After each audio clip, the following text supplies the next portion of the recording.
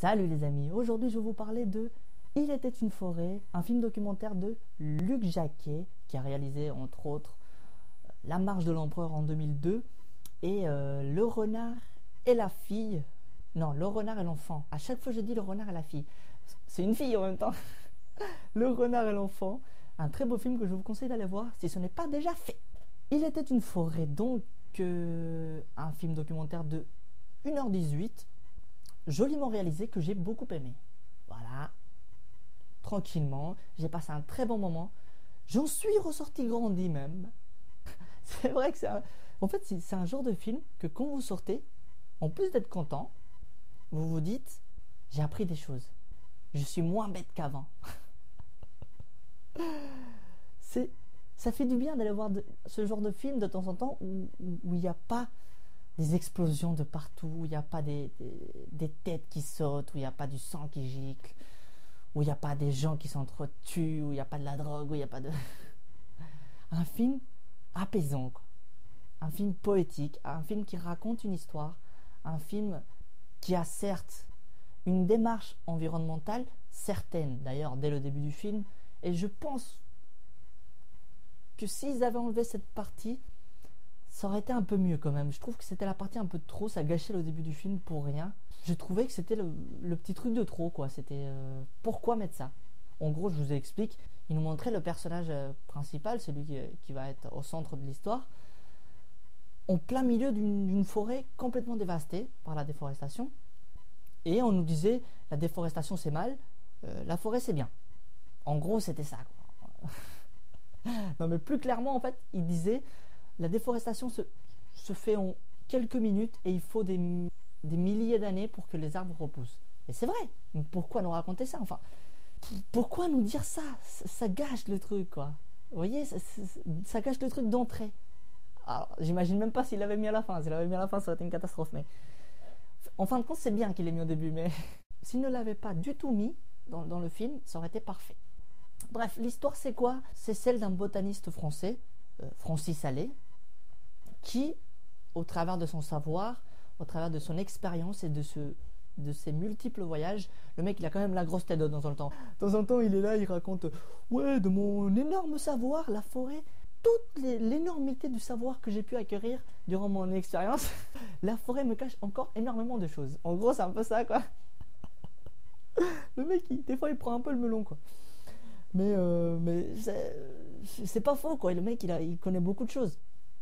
Donc en gros, c'est au travers de son savoir et de son expérience, il va essayer de nous raconter de quelle manière, de quelle façon la forêt s'est formée. La forêt qu'on peut voir aujourd'hui, les forêts qu'on peut voir et qu'on peut apercevoir en Amérique, en Afrique, en Europe, comment elles se forment? Elles se forment toutes d'une façon plus ou moins identique. Et c'est ça qu'il veut nous montrer en fait.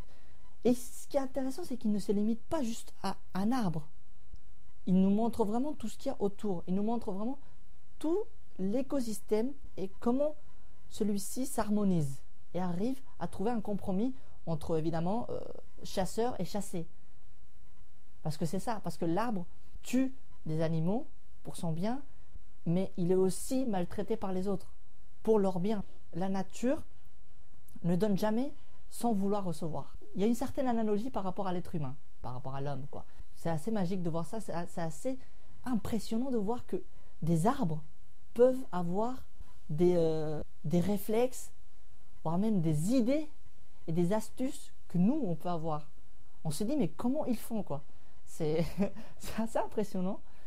Et c'est un très joli film, quoi. C'est un très joli film. Il n'y a pas d'autre mot. C'est très joli de par la narration, mais aussi bien de par la réalisation. Ce qui nous est montré à l'image, c'est super beau.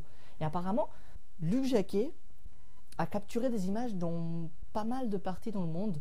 C'est-à-dire qu'il est allé en Amérique, il est allé en Afrique, il est allé en Europe.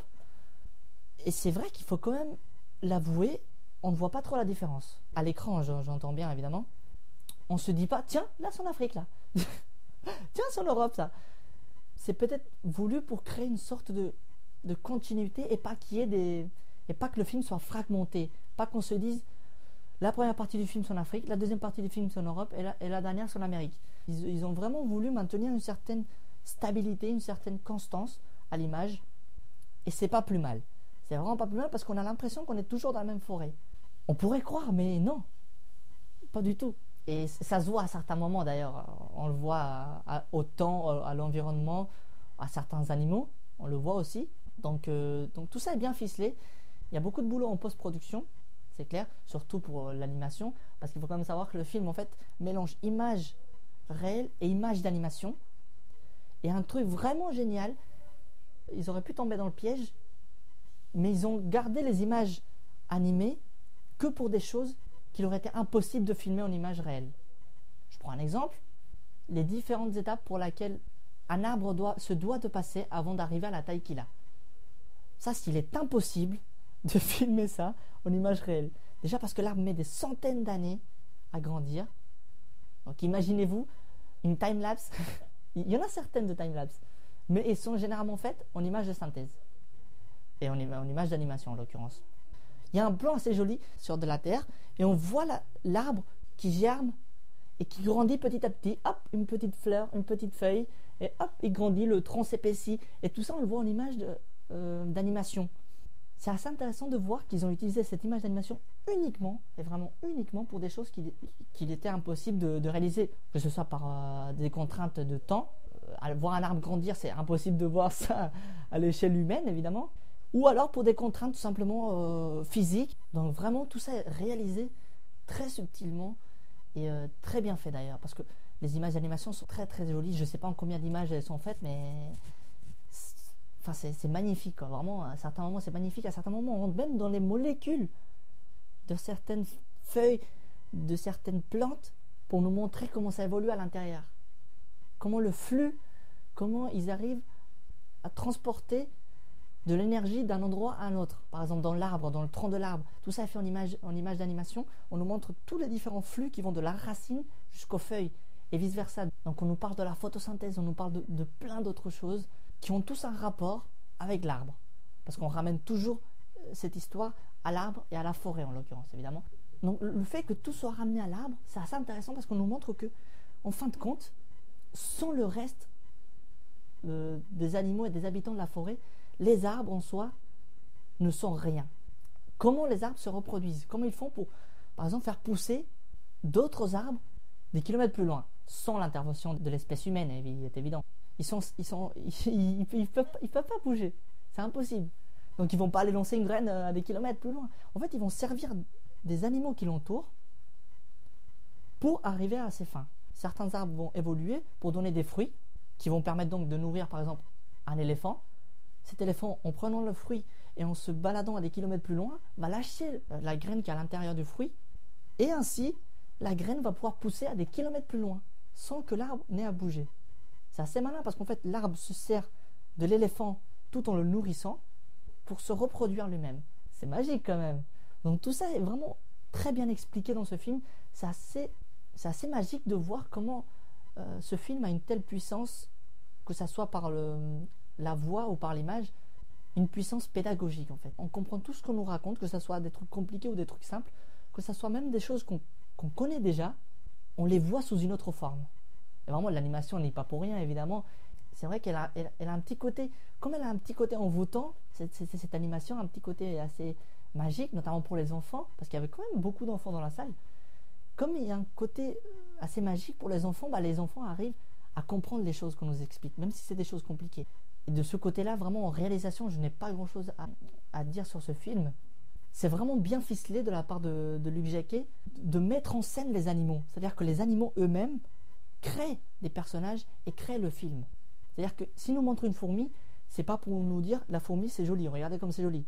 Il nous montre la fourmi, c'est parce que la fourmi joue un rôle dans la construction de cet environnement qu'est la forêt. S'il nous montre des éléphants, c'est parce que les éléphants jouent un rôle. C'est pas pour dire les éléphants regardez comme c'est joli. Non, vous voyez, il n'y a rien qui est dans la spéculation.